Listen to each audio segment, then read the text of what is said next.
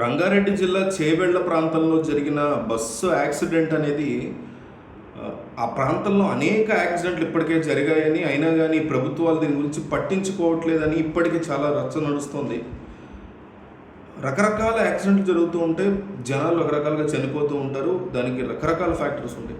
కానీ ఈరోజు జరిగింది ఇట్లా కూడా ఇంత దారుణమైనటువంటి చావులు సంభవిస్తాయి అని చాలా జలధరిస్తుంది ఒళ్ళు తలుచుకుంటేనే.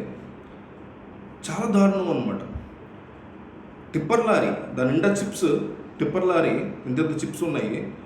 బస్సు దానికి మధ్య ఈ యాక్సిడెంట్ జరిగిన వెంటనే అంటే కూర్చున్న వాళ్ళందరి మీదకి ఆ చిప్స్ అన్నీ వచ్చి పడ్డాయి. ఎట్లా అంటే మనం నీళ్ళల్లో మునిగిపోయినట్టు, ఇసుకలో మునిగిపోయినట్టు చిప్స్లో మునిగిపోయారు వాళ్ళు. మొత్తం నేను ఇట్లా కూర్చున్నా, నా నిండా నాకు ఎత్తుకి, నా వెనక్కి, నా పక్కకి, నా చుట్టూ మొత్తానికి చిప్స్ పడిపోయాయి. నేను కదలలేకపోతున్నా దీంట్లోంచి. ఈ చిన్న విషయం కాదు ఇది. అందులో ఊపిరాడక చచ్చిపోయారు వాళ్ళు. దెబ్బ తగిలో ఇంకొకటో కాదు, చిప్స్లో మునిగిపోయి చచ్చిపోయారు వాళ్ళు. టిప్పర్ లారీ తాలూకా.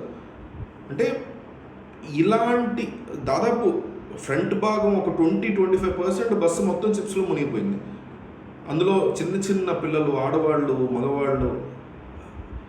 ఇలా కూడా చావు వస్తుందా అంటే మన దరిద్రం, మన వ్యవస్థ యొక్క దరిద్రం, మన సివిక్ సెన్స్ యొక్క దరిద్రం, మన రోడ్ల యొక్క అధ్వాన స్థితి, మన వెహికల్స్ యొక్క అధ్వాన స్థితి, మన మనుషులకి ఏమాత్రం లేనటువంటి ఇంగిత జ్ఞానాల మూలంగా ఎట్లాగైనా చావు వస్తుంది.